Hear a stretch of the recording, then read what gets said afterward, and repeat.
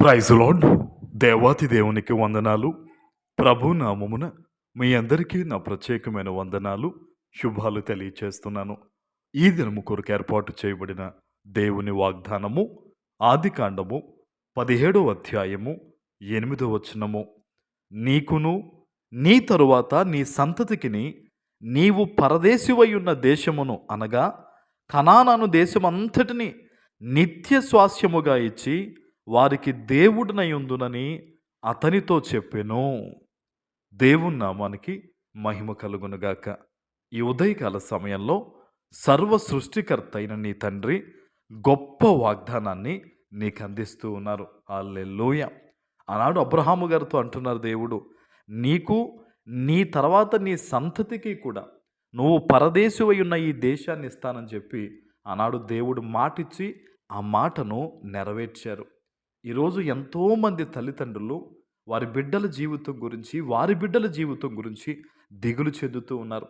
నేనేమీ సంపాదించలేకపోయాను, నా బిడ్డలు ఎలా బ్రతుకుతారో, వారికి చదువు లేదని కొంతమంది, వ్యాపారం అభివృద్ధి అవ్వలేని కొంతమంది, మేము ఎక్కడో ఉండి కష్టపడుతున్నామని కొంతమంది, మా జీవితాలే స్థిరంగా లేవని కొంతమంది బాధపడుతూ దుఃఖిస్తూ ఉన్న దినాల్లో ఇప్పుడు మనం ఉన్నాం.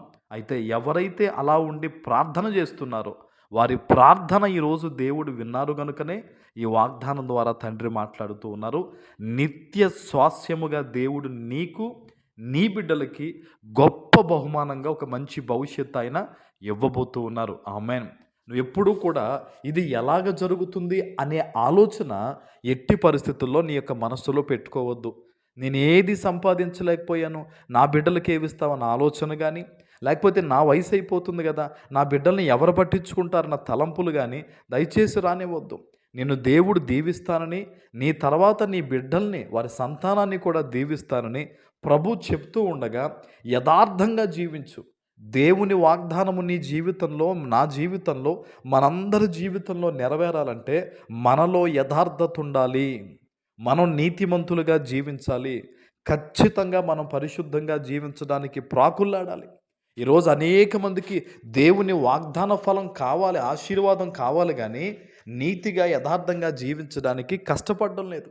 అయితే ఈ ఉదయకాల సమయంలో ప్రభు నీతో చెప్తున్నాడు. ఆనాడు అబ్రహాముతో కూడా దేవుడు అదే చెప్పాడు, నేను సర్వశక్తి గల దేవుణ్ణి, నా సన్నిధిలో నడుస్తూ నిందారహితుడివై ఉండని చెప్పాడు అబ్రహాముతో. అబ్రహాము గారు ఆ మాటను ఇష్టపూర్వకంగా అంగీకరించి లోబడ్డాడు. ఈరోజు ఈ వాగ్దానాన్ని ఎక్కడి నుంచి, ఎటువంటి పరిస్థితుల మధ్య నువ్వు వింటూ ఉన్నావో ఒక్క మాట దేవుడు చెప్తూ ఉన్నారు, ఆయనకు లోబడు, ఆయన నీతిని, రాజ్యాన్ని మొదట వెతుకు.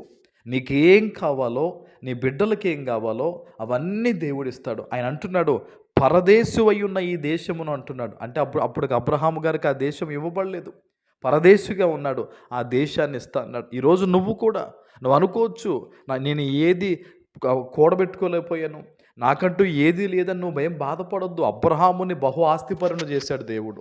వెండి బంగారు బహు పశువులు కలిగి గొప్ప ధనవంతుడయ్యండి అబ్రహాం. ఈరోజు నీ జీవితంలో కూడా తప్పకుండా దేవుడు మేలు చేస్తాడు. తప్పకుండా నీకు నష్టాన్ని ఏదైతే వచ్చిందో దాన్ని మరలా తిరిగి సమృద్ధిలోకి నడిపిస్తాడు. నీ చేతుల్ని దేవుడు నీ గుప్పెళ్ళు నింపుతాడు. ఆయన గొప్ప ఆశీర్వాదం నీకు ఇస్తాడు. ఎందుకంటే ఆయన మన తండ్రి, మనం ఆయన బిడ్డలం. ఆయన బిడ్డలుగా ఉండే అర్హత మనం కాపాడుకోవాలి. ఆయన ఆల్రెడీ అర్హత ఇచ్చాడు ఉచితంగా, దాన్ని మనం ఏం చేయాలండి? నిలబెట్టుకోవాలి. ఈరోజు ఎక్కడి నుంచి అయితే ఈ వాగ్దానం విన్నావో దేవుడు నిన్ను బహుగా దీవించబోతున్నారు. ఆమేన్. ప్రార్థన చేసుకుందాం. పరిశుద్ధుడా, ప్రేమ కలిగిన తండ్రి, మీకు వందనాలు. ఈ ఉదయకాల సమయంలో మీరు ఇచ్చిన ఈ గొప్ప వాగ్దానము ప్రతి బిడ్డ జీవితంలో నెరవేర్చి స్థిరపరచమని యేసు నామమున ప్రార్థిస్తున్నాను తండ్రి. ఆమేన్.